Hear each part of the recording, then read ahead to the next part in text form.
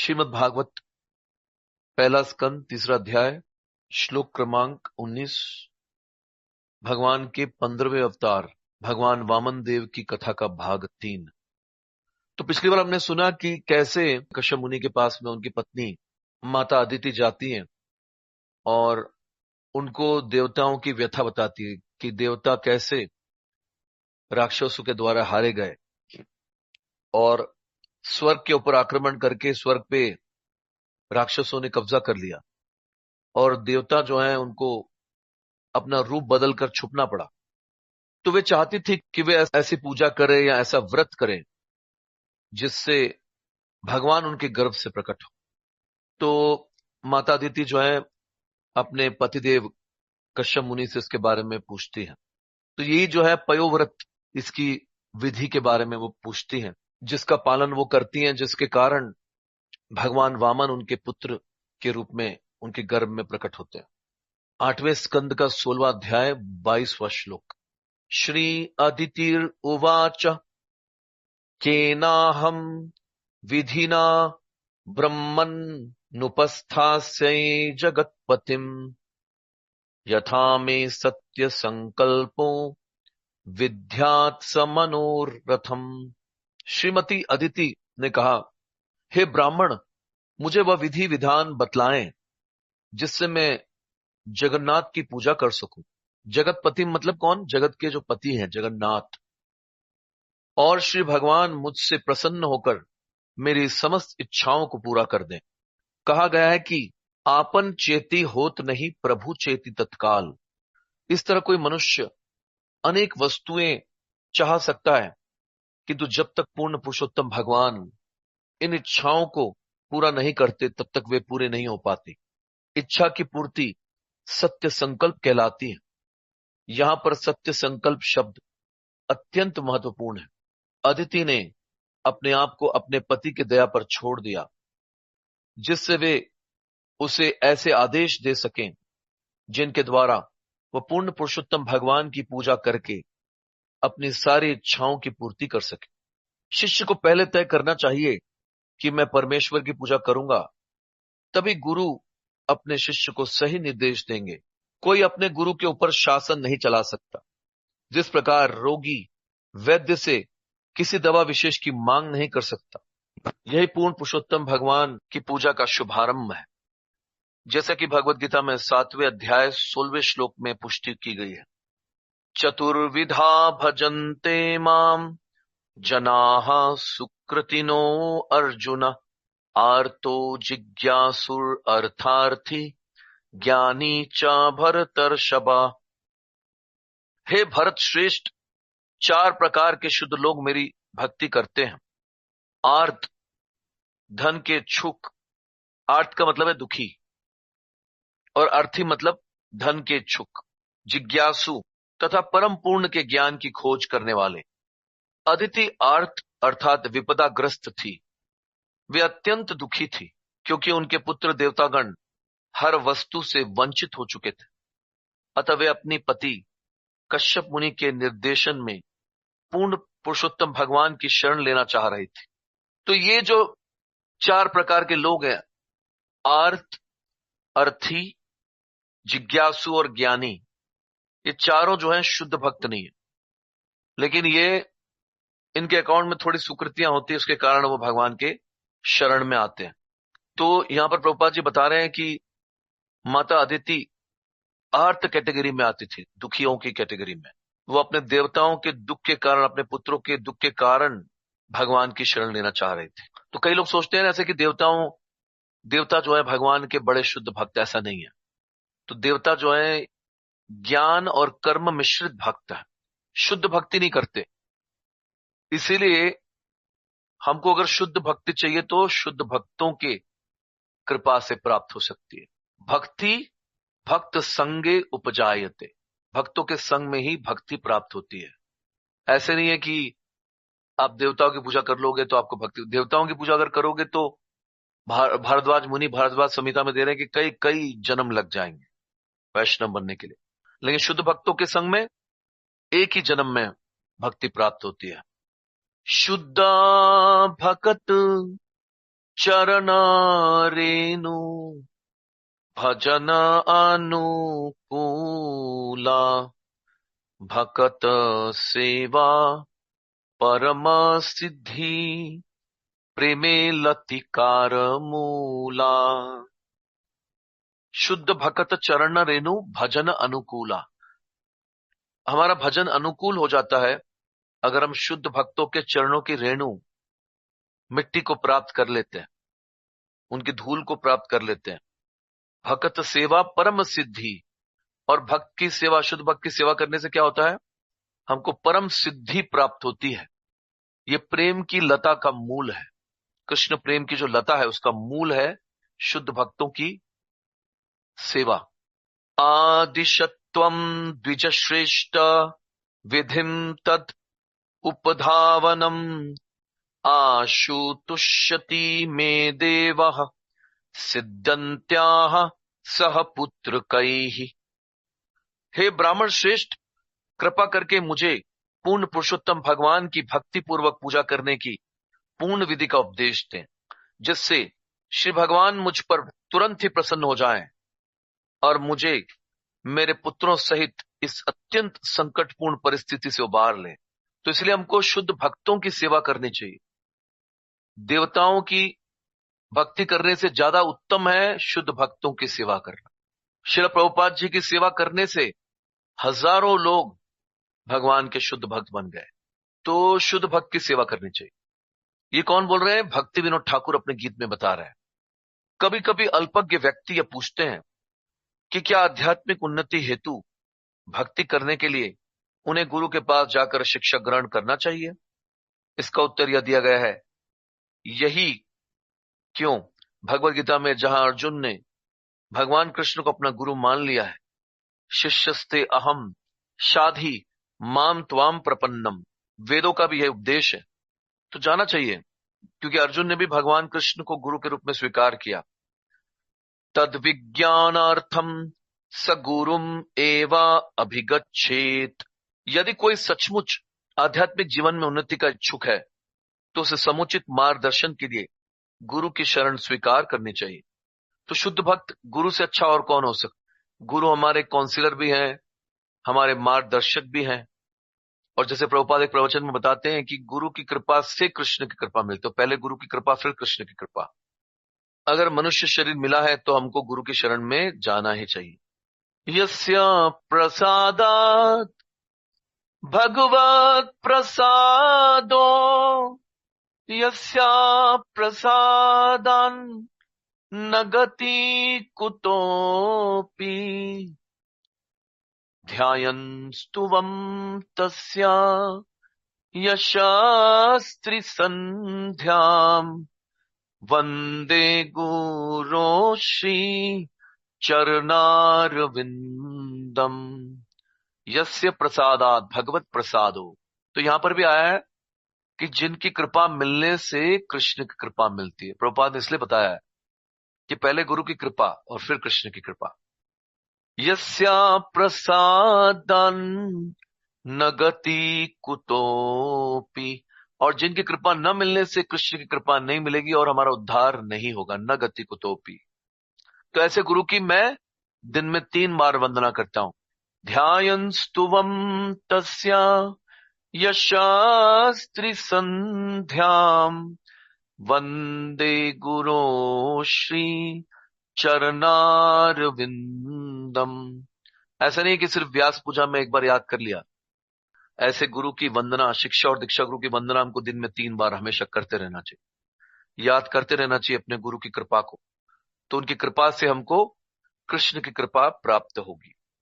तो प्रभुपाद जी यहां बता रहे हैं कि बहुत जरूरी है, इसलिए गीता में और भागवत में दोनों जगह इसके बारे में दिया है कि गुरु की शरण में जाना ही पड़ेगा। साक्षात् हरित्वेन समस्ता शास्त्रेण उक्तस्तथा भाव यत एवा सद्भि किंतु प्रभुर्या प्रिय एव तस्या वंदे गुरो श्री चरणारविंदम। साक्षात हरित्वेना समस्त शास्त्रेर, सारे शास्त्र बताते हैं और साधु भी बोलते हैं कि साक्षात हरि की तरह आदर सत्कार देना चाहिए गुरु को, क्योंकि वे किंतु प्रभोर या प्रिय एव तस्य, वो हरि को बहुत ही प्रिय है। इसलिए वेदों में भी इसका उपदेश है, तद विज्ञानार्थम सगुरुम एवाभिगच्छेत। यदि कोई सचमुच आध्यात्मिक जीवन में उन्नति का इच्छुक है तो उसे समुचित मार्गदर्शन के लिए गुरु की शरण स्वीकार करनी चाहिए। श्री भगवान कहते हैं कि मनुष्य को आचार्य की पूजा करनी चाहिए, क्योंकि वह उनका प्रतिनिधि है। आचार्य माम विजानियात, तो भगवान क्या बोल रहे हैं उद्धव को कि आचार्य को, गुरु को मेरी तरह आदर सत्कार देना चाहिए, मेरा रिप्रेजेंटेटिव की तरह। मनुष्य को यह अवश्य समझ लेना चाहिए, चैतन्य चरितामृत में कहा गया है कि गुरु पूर्ण पुरुषोत्तम भगवान की अभिव्यक्ति होता है। अतः शास्त्रों में प्राप्य सभी प्रमाणों तथा भक्तों के व्यवहारिक आचरण के आधार पर मनुष्य को गुरु की शरण स्वीकार करनी चाहिए। अदिति ने अपने पति को अपना गुरु स्वीकार किया, जिससे वे उसका मार्गदर्शन कर सके। किस तरह श्री भगवान की पूजा करके आध्यात्मिक चेतना या भक्ति में प्रगति करनी चाहिए। श्री कश्यप उवाच एतन्मे भगवान पृष्टः प्रजा कामस्य पद्मजः यदाहते प्रवक्ष्यामि व्रतम केशवतोषणम।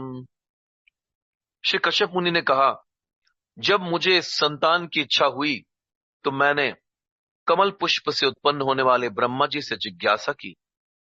अब मैं तुम्हें वही विधि बतलाऊंगा जिसका उपदेश ब्रह्मा जी ने मुझे दिया था और जिससे पूर्ण पुरुषोत्तम भगवान केशव तुष्ट होते हैं।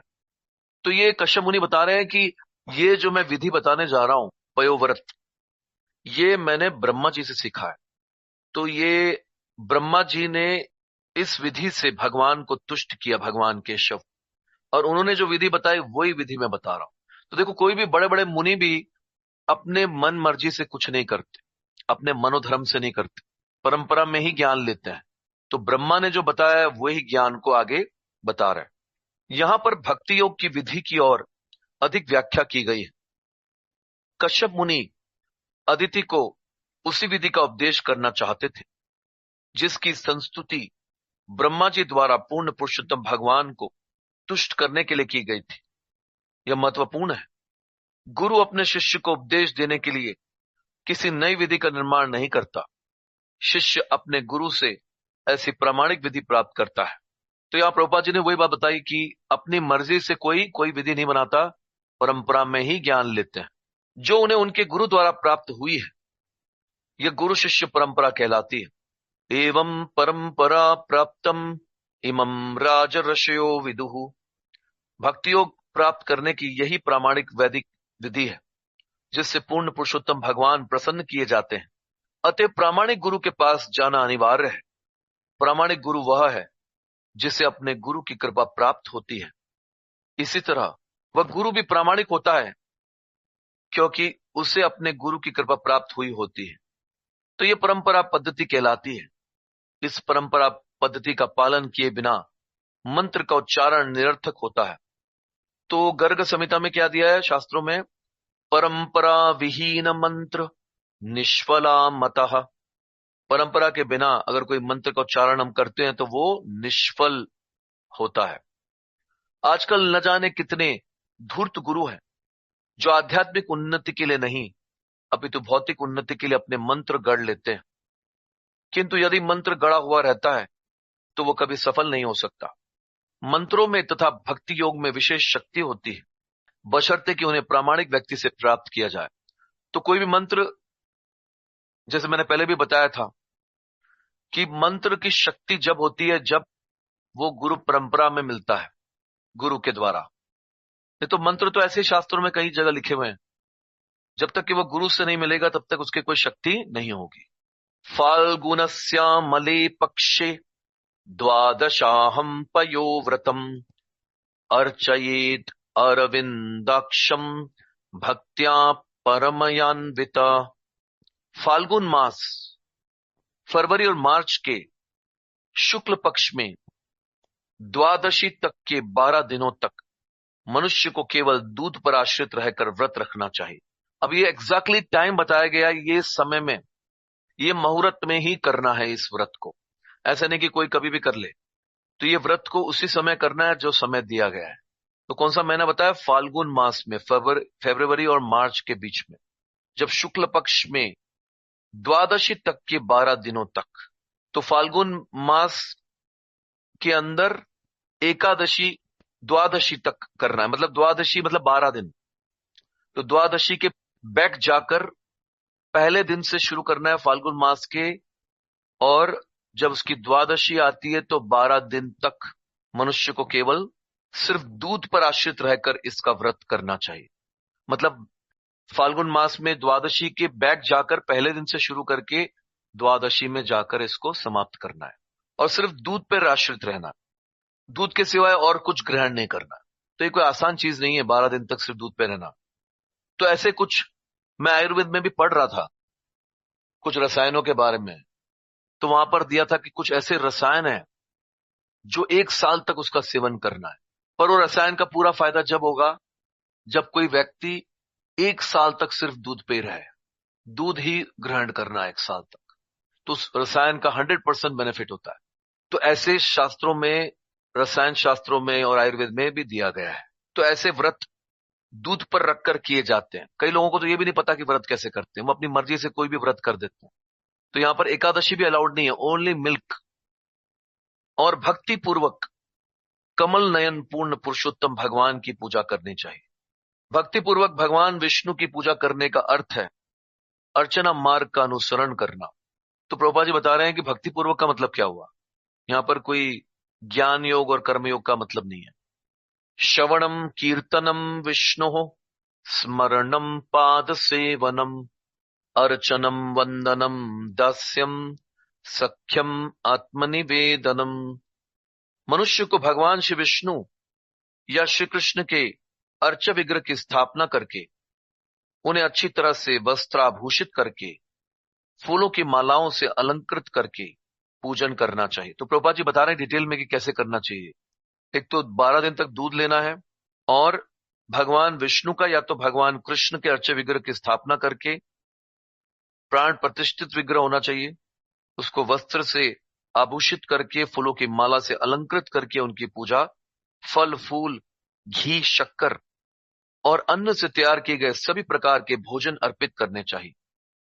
घंटी बजाते हुए उनकी आरती करनी चाहिए, और दीप जलाकर अगरबत्ती इत्यादि समर्पित करना चाहिए।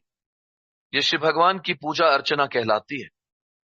यहां पर संस्तुति की गई है कि केवल दूध पीकर व्रत रखा जाए। ये पयो व्रत कहलाता है। पयो का मतलब क्या है? दूध। इसीलिए यहां पर पयो नाम पड़ा है। ऐसे नहीं है, कोई भी नाम के पीछे मीनिंग होता है। जिस प्रकार हम लोग सामान्यतः एकादशी को अन्न न खाकर भक्ति करते हैं, उसी तरह यह संस्तुति की जाती है कि द्वादशी के दिन दूध के अतिरिक्त और कुछ न खाया पिया जाए। पयो व्रत तथा श्री भगवान की अर्चन भक्ति शुद्ध भक्ति भाव भक्त्या से की जानी चाहिए। भक्ति के बिना श्री भगवान की पूजा नहीं की जा सकती। भक्त्या माम अभिजानाति यावान यश्चास्मि तत्वतः। यदि कोई पूर्ण पुरुषोत्तम भगवान को जानना चाहता है और श्री भगवान से सीधे जुड़ना चाहता है, तो वह यह जानकर कि वे क्या खाते हैं और किस तरह प्रसन्न होते हैं, भक्ति योग का पालन करे, जैसी यहां पर संस्तुति की गई है। भक्त्या परम यान्विता। मनुष्य को शुद्ध भक्ति से परिपूरित होना चाहिए।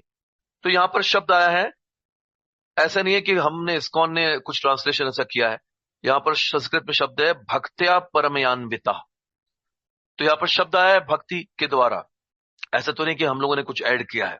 कई बार लोग ये लांछन लगाते हैं कि हर जगह पर भक्ति को डाल दिया था इस्कॉन में, लेकिन यहां पर क्लियरली शब्द संस्कृत में भी यही है, भक्त्या परमयान्विता।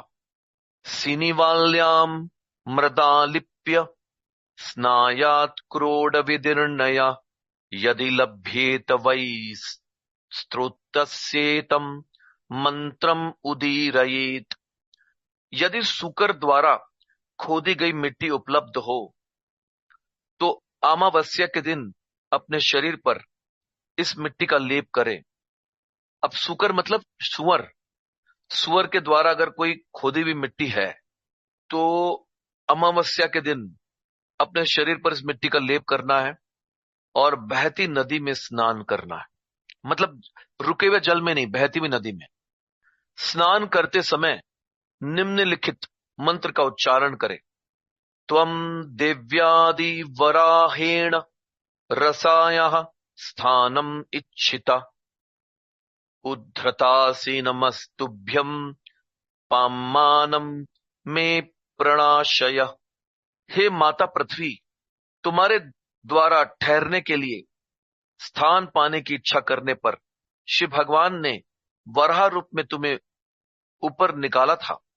मैं प्रार्थना करता हूं कि कृपा करके मेरे पापी जीवन के सारे फलों को आप विनष्ट कर दें। मैं आपको सादर नमस्कार करता हूं।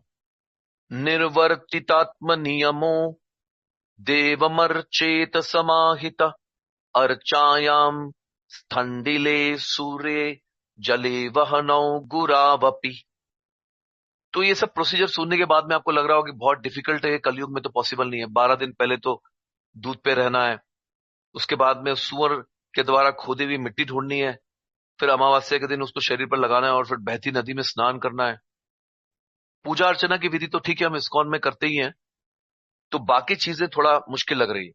तत्पश्चात वह अपने नित्य आध्यात्मिक कार्य करे और तब बड़े ही मनोयोग से पूर्ण पुरुषोत्तम भगवान के अर्च विग्रह की पूजा करे।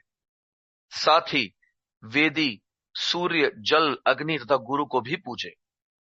नमस्तुभ्यं भगवते पुरुषाय महीयसे सर्वभूत निवासाय वासुदेवाय साक्षिणे।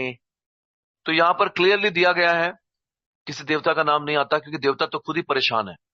देवताओं की समस्या को हल करने के लिए देवताओं की माता ये पूजा अर्चना कर रही है। तो यहां पर वासुदेव शब्द आया है। भगवान विष्णु का एक और रूप है वासुदेव। हे पूर्ण पुरुषोत्तम भगवान, हे महानतम, हे सबके हृदय में निवास करने वाले तथा जिनमें सभी जीव वास करते हैं, हे प्रत्येक वस्तु के साक्षी, हे सर्वश्रेष्ठ एवं सर्वव्यापी पुरुष वासुदेव, मैं आपको सादर नमस्कार करता हूं। नमो अव्यक्ताय सूक्ष्माय प्रधान पुरुषाय च चतुर्विंशत् गुणज्ञाय गुण संख्यायन हेतवे। हे परम पुरुष, मैं आपको सादर नमस्कार करता हूं। अत्यंत सूक्ष्म होने के कारण आप भौतिक आंखों से कभी नहीं दिखते। आप 24 तत्वों के ज्ञाता हैं। आप सांख्य योग की पद्धति के सूत्र करता है। चतुर्विंशत गुण अर्थात 24 तत्व इस प्रकार है। 5 स्थूल तत्व पृथ्वी, जल, अग्नि, वायु और आकाश। 3 सूक्ष्म तत्व मन, बुद्धि और मिथ्या अहंकार। 10 इंद्रियां, 5 ज्ञानेंद्रिय, 5 कर्मेंद्रिय, 5 इंद्रिय विषय और 1 दूषित चेतना। ये सांख्य योग के विषय है जिसका सूत्रपात भगवान श्री कपिल द्वारा किया गया है। इसी सांख्य योग की स्थापना पुनः एक अन्य कपिल द्वारा की गई, किंतु वह नास्तिक कपिल है और उसकी पद्धति प्रामाणिक नहीं मानी जाती। तो देवहूति के पुत्र कपिल की जो सांख्य योग है वो सही है, और एक जो बाद में आए नास्तिक कपिल, उसकी पद्धति को हमको फॉलो नहीं करना चाहिए। नमो द्विशरणे त्रिपदे चतुष्षंगाय तंतवे सप्तहस्ताय यज्ञाय त्रयी विद्यात्मने नमः। हे पूर्ण पुरुषोत्तम भगवान, मैं आपको सादर नमस्कार करता हूं। जिनके 2 सिर, प्रायणीय तथा उदानीय, 3 पांव, सवंत्रय, 4 सींग, 4 वेद तथा 7 हाथ, सप्त छंद और गायत्री है। तो कई लोग बोलते हैं ना कि गायत्री से भगवान आए हैं और यह गायत्री सब कुछ निकला है। तो यहां पर क्लियरली दिया गया, आप देख सकते हैं कि भगवान को प्रार्थना की जा रही है कि आपके 2 सिर है प्राणीय और उदानीय, और 3 पाव है सवंत्रय, 4 सींग है 4 वेद, 4 सिंह है और 7 हाथ हैं। सप्त छंद यथा गायत्री है। तो भगवान के हाथ में आता है गायत्री। भगवान का एक हाथ जो है वो गायत्री को रिप्रेजेंट करता है। मैं आपको नमस्कार करता हूं जिनका हृदय तथा आत्मा तीनों वैदिक कांडों, कर्म कांड, ज्ञान कांड और उपासना कांड है। तो भगवान का आत्मा क्या है? कर्म कांड, ज्ञान कांड और उपासना कांड। तो ये उपासना कांड क्या है? यही भक्ति योग है, तथा जो इन कांडों को यज्ञ के रूप में विस्तार देते हैं। अब यहां पर भगवान को शिव जी भी कहा गया है। अब कई लोग बोलेंगे कि नहीं, देखो शिव जी को भी भगवान बताया है। शिव जी को भगवान नहीं बताया, यहां पे भगवान को शिव जी कहा है। भगवान को शिव जी कहा गया है। नमः शिवाय रुद्राय नमः शक्तिधराय च सर्व विद्याधिपतये भूतानां पतये नमः। हे शिव जी, हे रुद्र, मैं समस्त शक्तियों के आगार, समस्त ज्ञान के भंडार तथा प्रत्येक जीव के स्वामी आपको सादर नमस्कार करता हूं। तो शिव जी कौन है? भगवान ही है जो शिव जी के रूप में विस्तार करते हैं। भगवान कृष्ण से बलराम का विस्तार होता है, बलराम से चतुर्व्यूह संकर्षण अनिरुद्ध प्रद्युम्न वासुदेव, फिर उनसे नारायण का, और फिर नारायण से फिर चतुर्व्यूह महासंकर्षण अनिरुद्ध प्रद्युम्न वासुदेव, और महासंकर्षण से निकलते हैं 11 रुद्र। तो इसलिए शिव जी जो है वो भगवान का ही विस्तार है। इसीलिए यहां पर भगवान को शिव जी कहकर भी प्रणाम किया जा रहा है। नमो हिरण्यगर्भाय प्राणाय जगतात्मने योगेश्वर्य शरीराय नमस्ते योग हेतवे। हिरण्य गर्भ रूप में स्थित जीवन के स्रोत, प्रत्येक जीव के परमात्मा स्वरूप आपको मैं सादर नमस्कार करता हूं। आपका शरीर समस्त योग के ऐश्वर्य का स्रोत है। मैं आपको सादर नमस्कार करता हूं। नमस्त आदिदेवाय साक्षीभूताय ते नमः नारायणाय ऋषये नराय हरये नमः। मैं आदि भगवान प्रत्येक के हृदय में स्थित साक्षी तथा मनुष्य रूप में नर नारायण ऋषि के अवतार आपको सादर नमस्कार करता हूं। तो भगवान ने ही अवतार लिया था नर नारायण ऋषि के रूप में। नर जो थे वो अर्जुन थे और नारायण भगवान कृष्ण थे। तो उनको भी प्रणाम कर रहे हैं। नमो मरकत श्याम वपुषे अधिगत श्रिये केशवाय नमस्तुभ्यं नमस्ते पीतवाससे।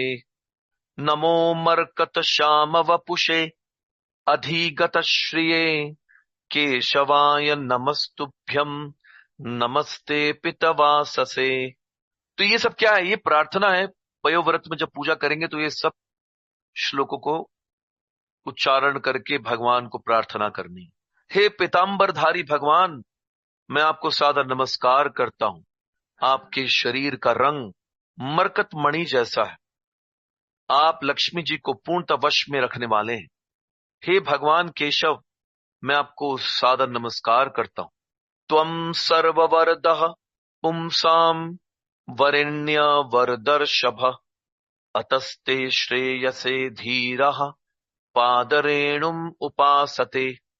हे परम पूज्य भगवान, हे वरदायकों में सर्वश्रेष्ठ, आप हर एक की इच्छाओं को पूरा कर सकते हैं। अतएव जो धीर है वे अपने कल्याण के लिए आपके चरण कमलों की धूल को पूजते हैं। अन्ववर्तन्त यम देवः श्रीश्च तत्पाद पद्मयोः स्पृहयन्त इवामोदम भगवान में प्रसीदताम। सारे देवता तथा लक्ष्मी जी भी उनके चरण कमलों की सेवा में लगी रहती है। वास्तव में वे उन चरण कमलों की सुगंध का आदर करते हैं। ऐसे भगवान मुझ पर प्रसन्न हो। एतैर मंत्रैर ऋषिकेशम आह्वान पुरस्कृतम अर्चये श्रद्धया युक्तः पाद्योप स्पर्शनादिभि। कश्यप मुनि ने आगे कहा, इन सभी मंत्रों के उच्चारण द्वारा पूर्ण पुरुषोत्तम भगवान का श्रद्धा तथा भक्ति के साथ स्वागत करके एवं उन्हें पूजा की वस्तुएं पाद्य तथा अर्घ्य अर्पित करके मनुष्य को केशव अर्थात ऋषिकेश अर्थात पूर्ण पुरुषोत्तम भगवान श्री कृष्ण की पूजा करनी चाहिए। तो ये सारे मंत्र थे, ये सारे के सारे मंत्र थे अलग अलग श्लोक में। भगवान का गुणगान जो था ये मंत्रों में था। तो इन मंत्र को चैंट करके भगवान की पूजा करनी चाहिए, आराधना करनी चाहिए। और पाद्य और अर्घ्य अर्पित करके भगवान केशव और ऋषिकेश भगवान कृष्ण की पूजा करनी चाहिए। अर्चित्वा गंधमाल्याद्यैः पयसा स्नपयेद् विभुम् वस्त्रोपवीताभरण पाद्योपस्पर्शनैस्तथा गन्धधूपादिभिश्चार्चेद द्वादशाक्षर विद्यया अर्चित्वा गन्धमालाद्यैः पयसा स्नपयेद् विभुम् वस्त्रोपवीताभरणपाद्योपस्पर्शनैस्तथा गन्धधूपादिभिश्चार्चेद द्वादशाक्षर विद्यया। सर्वप्रथम भक्त को द्वादश अक्षर मंत्र का उच्चारण करना चाहिए और फूल की माला, अगरू इत्यादि अर्पित करने चाहिए। इस प्रकार से शिव भगवान की पूजा करने के बाद भगवान को दूध से नहलाना चाहिए और उन्हें उपयुक्त वस्त्र तथा यज्ञोपवीत जनेऊ पहनाकर गहनों से सजाना चाहिए। तत्पश्चात श्री भगवान के चरणों का प्रक्षालन करने के लिए जल अर्पित करके सुगंधित पुष्प, अगुरु तथा अन्य सामग्री से श्री भगवान की पुनः पूजा करनी चाहिए। तो द्वादश अक्षर मंत्र क्या है जो नारद मुनि ने प्रहलाद महाराज को या ध्रुव महाराज को भी बताया था? वो है ओम नमो भगवते वासुदेवाय। ये द्वादश अक्षर का मंत्र है। तो आपको पता चलता है कि कितना डिफिकल्ट है ये, इतने सारे प्रोसीजर कलयुग में कहां लोग कर पाएंगे। अर्चा विग्रह की पूजा करते हुए भक्त को चाहिए कि वह बाएं हाथ से घंटी बजाए और पाद्य, अर्घ्य, वस्त्र, गंध, माला, आभरण, भूषण आदि इत्यादि अर्पित करे। इस तरह श्री भगवान को दूध से नहलाकर वस्त्र पहनाना चाहिए और समस्त सामग्री से उनकी पूजा करनी चाहिए। रतम पयसी नैवेद्यम शाल्यन्नम विभवे सती ससर्पिः सगुणम दत्वा जुहुयान मूल विद्यया। यदि सामर्थ्य हो तो भक्त अर्च विग्रह पर दूध में घी तथा गुड़ के साथ पकाए चावल अर्थात खीर चढ़ाए। तो भगवान को भोग में प्रभुपाद जी बता रहे हैं कि अगर सामर्थ्य है किसी का तो वो दूध में घी मिला हुआ और गुड़ के साथ पकाए हुए चावल की खीर को भगवान को अर्पित करना चाहिए। उसी मूल मंत्र का उच्चारण करते हुए यह सामग्री अग्नि में डाली जाए। निवेदितम तद्भक्ताय दद्यात् भुंजित्वा स्वयं दत्वा चमन मर्चित्वा तांबूलम च निवेदयेत्। उसे चाहिए कि वह सारा प्रसाद या उसका कुछ अंश किसी वैष्णव को दे और तब कुछ प्रसाद स्वयं ग्रहण करे। तत्पश्चात अर्च विग्रह को आचमन कराए और तब पान सुपारी चढ़ाकर फिर से श्री भगवान की पूजा करे। जपे दष्टोत्तर शतम स्तुतिभिः प्रभुम कृत्वा प्रदक्षिणम भूमौ प्रणमेद दंडवन मुदा। तत्पश्चात उसे चाहिए कि वह मन ही मन 108 बार मंत्र का जप करे और श्री भगवान की महिमा की स्तुतियां करे। तब वह श्री भगवान की प्रदक्षिणा करे और अंत में परम संतोष और प्रसन्नता पूर्वक भूमि पर लौटकर दंडवत प्रणाम करे। कृत्वा शिरसि तच्छेषाम देवम उद्वासयेत् ततः वद्यवरान भोजयेत् विप्रान पायसेन यथोचितम। अर्चा विग्रह पर चढ़ाए गए जल तथा सभी फूलों को अपने सिर से छूने के बाद उन्हें किसी पवित्र स्थान पर उंडेल दे। तब कम से कम 2 ब्राह्मणों को खीर का भोजन कराए। भुंजित तैर अनुज्ञातः शिष्टः शेषम सभाजितैः ब्रह्मचार्यत तद्रात्र्याम श्वोभूते प्रथमे अहनि स्नातः शुचिर्यथोक्तेन विधिना सुसमाहिता पयसा स्नापयित्वार्चेद यावत् व्रत समापनम। जिन सामान्य ब्राह्मणों को भोजन कराया हो उनका भली भांति सत्कार करे और तब उनकी अनुमति से अपने मित्रों तथा संबंधियों सहित स्वयं प्रसाद ग्रहण करे। उस रात में पूर्ण ब्रह्मचर्य का पालन करे और दूसरे दिन प्रातः स्नान करने के बाद अत्यंत शुद्धता तथा ध्यान के साथ अर्चा विग्रह को दूध से स्नान कराए और विस्तार पूर्वक पूर्वोक्त विधियों के अनुसार उनकी पूजा करे। पयो भक्षो व्रतमिदम चरेद विष्णवर्चान्नाद्रत पूर्ववज्जुहुयादग्निम ब्राह्मणांश्चापि भोजयेत। केवल दूध पान करके और श्रद्धा तथा भक्ति पूर्वक भगवान श्री विष्णु की पूजा करते हुए भक्त इस व्रत का पालन करे। उसे चाहिए कि वह अग्नि में हवन करे और पूर्वोक्त विधि से ब्राह्मणों को भोजन कराए। त्वम त्वहररः कुर्यात् द्वादशाहं पयोव्रतम हरेर आराधनम होममर्हणम द्विजतर्पणम। इस तरह 12 दिनों तक प्रतिदिन भगवान की पूजा, नित्य कर्म, हवन, ब्राह्मण भोजन संपन्न कराकर यह पयोव्रत संपन्न किया जाए। तो ये एक दिन का पूरा प्रोसीजर बताया गया यहाँ पर कि पूरे एक दिन में क्या क्या प्रोसीजर्स करने हैं। तो इतना सारा प्रोसीजर एक दिन में करना है, ऐसे 12 दिन तक करना है, तो ये आसान नहीं है। प्रतिपद्दिनम आरभ्य यावत् शुक्ल त्रयोदशीम ब्रह्मचर्य मधस्वप्नम स्नानम त्रिश्रवणम चरेत। प्रतिपदा से लेकर अगले शुक्ल पक्ष की 13 शुक्ल त्रयोदशी तक पूर्ण ब्रह्मचर्य का पालन करे। अब ब्रह्मचर्य का पालन भी करना है 12 दिन तक, चाहे वो स्त्री कर रही हो या पुरुष कर रहा हो। ब्रह्मचर्य का पालन का मतलब क्या है कि स्त्री और पुरुष का चिंतन नहीं करना है उस समय। 12 दिन तक न सोचना है, मनसा वाचा कर्मणा, न करना है, न मन में सोचना है और न वचन से बोलना है स्त्री और पुरुष के बारे में। मतलब कोई भी ऐसी कार्य जो मन से भी समागम नहीं करना, वचन से नहीं और कर्म से भी नहीं, तीनों प्रकार से ब्रह्मचर्य का पालन करना। फर्श पर सोना है 12 दिन तक और प्रतिदिन 3 बार स्नान करके इस व्रत को संपन्न करे। वर्जयेत सदालापम भोगानुच्चाव वचांस्तथा अहिंस्त्र सर्वभूतानाम वासुदेव परायण। इस अवधि में सांसारिक प्रपंचों या इंद्रिय तृप्ति के विषय पर अनावश्यक चर्चा न चलाएं। तो कोई भी संसार की बातें, इधर उधर की बातें, इंद्रिय तृप्ति की बातें की चर्चा नहीं करनी किसी से भी। वह सारे जीवों के प्रति ईर्ष्या से पूर्णता मुक्त रहे और किसी भी जीव से ईर्ष्या नहीं करनी इन 12 दिनों में। और भगवान वासुदेव का शुद्ध एवं सरल भक्त बनना है। सरल भक्त का मतलब क्या है? बच्चे की तरह सरलता, अंदर से और बाहर से एक जैसा। ऐसा नहीं कि अंदर कुछ बाहर कुछ, बोलना कुछ करना कुछ, वैसा नहीं। तो सरलता बच्चे की तरह रखनी 12 दिन तक। गौर गोविंद महाराज ने प्रवचन दिया इस पर, सिंप्लिसिटी इज वैष्णविज्म।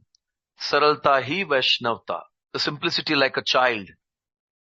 त्रयोदश्याम अथो विष्णु स्नपन्नम पंचकैर्विभो कारयेच्छास्त्र दृष्टेन विधिना विधिको विदई। तत्पश्चात शास्त्रविद ब्राह्मणों की सहायता से शास्त्रों के आदेश अनुसार शुक्ल पक्ष की 13 को भगवान श्री विष्णु को पंचामृत, दूध, दही, घी, शक्कर और शहद से स्नान कराए। मतलब शक्कर जो है मतलब मीठे पानी से, दूध, दही, घी, मीठा पानी शक्कर का और शहद से उनको स्नान कराना चाहिए। पूजाम च महतिम कुर्यात वित्त शाठ्य विवर्जिता चरुम निरूप्य पयसी शिपि विष्टाय विष्णवे सुक्तेन तेन पुरुषम यजेत सुसमाहिता नैवेद्यम चाति गुणवत् तद्यात् पुरुषतुष्टिदम। धन खर्च करने में कंजूसी की आदत छोड़कर अंतर्यामी भगवान श्री विष्णु की भव्य पूजा का आयोजन करें। मनुष्य को चाहिए कि वह अत्यंत मनोयोग से घी में पकाए अन्न और दूध से आहुति हव्य तैयार करे और पुरुष सूक्त का मंत्रोच्चार करे, विविध स्वादों वाले भोजन अर्पित करें। इस प्रकार मनुष्य को पूर्ण पुरुषोत्तम भगवान का पूजन करना चाहिए। तो कई प्रकार के भोज्य पदार्थ घी में बनाने चाहिए और भगवान को अर्पित करना, लेकिन खुद जो है कुछ नहीं खाना है। खुद जो है वो सिर्फ दूध का सेवन करना है। आचार्यम ज्ञान संपन्नम वस्त्राभरण धेनुभिः तोषयेद द्विजशैव तद्विद्याराधनम हरेः। मनुष्य को चाहिए कि वह वैदिक साहित्य में पारंगत गुरु आचार्य को तुष्ट करे और उनके सहायक पुरोहितों को, जो होता है उद्गाता, अर्धवर्यु तथा ब्रह्म, इन सबको तुष्ट करना है। उन्हें वस्त्र आभूषण तथा गाय देकर प्रसन्न करे। यही विष्णु आराधन अर्थात भगवान श्री विष्णु की आराधना का अनुष्ठान है। भोजयेत तान गुणवत्ता सदन्नेन शुचिस्मिते अन्यांश ब्राह्मण शक्त्या ये च तत्र समागता। हे परम पवित्र स्त्री, मनुष्य को चाहिए कि वह ये सारे अनुष्ठान विद्वान आचार्यों के निर्देशानुसार संपन्न करे और उन्हें तथा उनके पुरोहितों को तुष्ट करे। उसे चाहिए कि प्रसाद वितरण करके ब्राह्मणों को तथा वहां पर एकत्र हुए लोगों को भी तुष्ट करे। तो ये जितना भी पयोव्रत है, ये गुरु के निर्देशन में, आचार्य के निर्देशन में करना है और बाद में आचार्य और उनके पुरोहितों को तुष्ट करना है, उनको वस्त्र आभूषण गाय देकर। दक्षिणाम गुरवे तद्याद त्विगभयश्च यथार्हत अन्याद्येनाश्वपाकांश्च प्रणयेत समुपागतान। मनुष्य को चाहिए कि गुरु तथा सहायक पुरोहितों को वस्त्र आभूषण गायें और कुछ धन का दान देकर प्रसन्न करे तथा प्रसाद वितरण द्वारा वहां पर आए सभी लोगों को, यहां तक कि सबसे अधम व्यक्ति चांडाल कुत्ते का मांस खाने वाले को भी तुष्ट करे। तो यहां पर बताया गया है कि जब प्रसाद का वितरण करते हैं तो उसमें भेदभाव नहीं करना है कि भगवान का प्रसाद वही खा सकता है जो बड़ा ब्राह्मण हो या बड़ा क्षत्रिय हो। नहीं, अधम से अधम व्यक्ति को भी प्रसाद दे सकते हो, ये भगवान की कृपा है। अगर कोई व्यक्ति चांडाल है तो उसको भी हम ये महाप्रसाद दे सकते हैं। वैदिक प्रणाली के अनुसार यहाँ पर संस्तुत विधि के अनुसार बिना भेदभाव के प्रसाद वितरण किया जाता है, चाहे कोई ब्राह्मण हो या क्षत्रिय, वैश्य अथवा शूद्र हो। यहां तक कि मनुष्य में अधमतम व्यक्ति चांडाल का भी प्रसाद लेने के लिए स्वागत करना चाहिए। किंतु यदि चांडाल प्रसाद ग्रहण करे तो उसका अर्थ यह नहीं है कि वह नारायण या विष्णु बन गया है। जैसे बोलते हैं दरिद्र नारायण, तो ये लोगों ने कॉइन किया ये शब्द, ये कोई शास्त्रों में नहीं है। भगवान कभी दरिद्र नहीं होते। नारायण जन जन के हृदय में स्थित है, किंतु इसका अर्थ यह कदापि नहीं होता कि नारायण चांडाल या दरिद्र व्यक्ति है। दरिद्र व्यक्ति को नारायण के रूप में स्वीकार करने की मायावादी विचारधारा अत्यंत ईर्ष्यापूर्ण तथा वैदिक सभ्यता में नास्तिकतावादी आंदोलन है। इस प्रवृत्ति का सर्वथा परित्याग कर देना चाहिए। प्रत्येक व्यक्ति को प्रसाद ग्रहण करने का अवसर मिलना चाहिए, किंतु इसका अर्थ यह नहीं है कि हर व्यक्ति को नारायण बन जाने का अधिकार है। हर व्यक्ति को प्रसाद खिलाया उसका मतलब नहीं कि वो व्यक्ति नारायण बन गया। भुक्तवत्सु च सर्वेषु दीनांध कृपणादिषु विष्णुस्तत् प्रीणनम विद्वान भुंजित सह बंधुभिः। मनुष्य को चाहिए कि वह दरिद्र, अंधे, अभक्त तथा अब्राह्मण हर व्यक्ति को विष्णु प्रसाद बांटे, ये जानते हुए कि जब तक हर एक व्यक्ति का पेट भरकर विष्णु प्रसाद पा लेता है तो भगवान विष्णु अत्यंत प्रसन्न होते हैं। यज्ञकर्ता को अपने मित्रों तथा संबंधियों के साथ साथ प्रसाद ग्रहण करना चाहिए। नृत्यवादित्र गीतश्च स्तुतिभिः स्वस्तिवाचकैः कारयेत् तत्कथाभिश्च पूजां भगवतो अन्वहम्। प्रतिपदा से त्रयोदशी तक इस अनुष्ठान को मनुष्य प्रतिदिन नाच, गाना, ढोल, स्तुति तथा शुभ मंत्रोच्चार एवं श्रीमद् भागवतम के पाठ के साथ जारी रखे। तो एग्जैक्टली डे बताया कब शुरू करना चाहिए। प्रतिपदा से शुरू करके त्रयोदशी तक, मतलब 12 दिन तक, द्वादशी तक करना है, फिर त्रयोदशी में इसको ब्रेक करना है। कैसे करना है? नृत्य कर गान करके, ढोल, स्तुति, शुभ मंत्रोच्चारण करके, भागवतम के पाठ करके। इस प्रकार मनुष्य पूर्ण पुरुषोत्तम भगवान की पूजा करे। एतत् पयोव्रतम नाम पुरुषाराधनम परम पितामहेना अभिहितम मया ते समुदाहृतम। धार्मिक अनुष्ठान पयोव्रत कहलाता है, जिसके द्वारा पूर्ण पुरुषोत्तम भगवान की पूजा की जा सकती है। यह ज्ञान मुझे अपने पितामह ब्रह्मा जी से मिला और अब मैंने विस्तार के साथ इसका वर्णन तुमसे किया है।